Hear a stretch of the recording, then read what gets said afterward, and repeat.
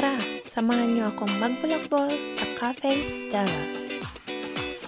Pinag-uusapan ito dahil sa maganda nitong tanawin habang ikaw ay kumakain, kasama ang pamilya, barkada, jowa o kahit ikaw lang mag-isa.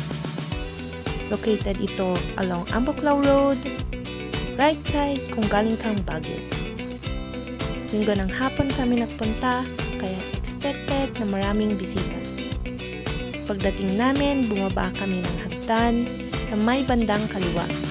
Naghanap na kami ng lamesa sa labas sapagkat puno na rin sa loob ng cafe.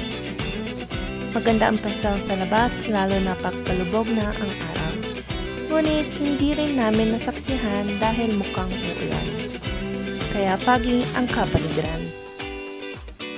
Konti lang pala ang in-order namin dahil hindi ko naman balak mag-rate ng mga pagkain, kundi for experience lang. Sige na, sa susunod ulit nating pamamasyal. Bye-bye!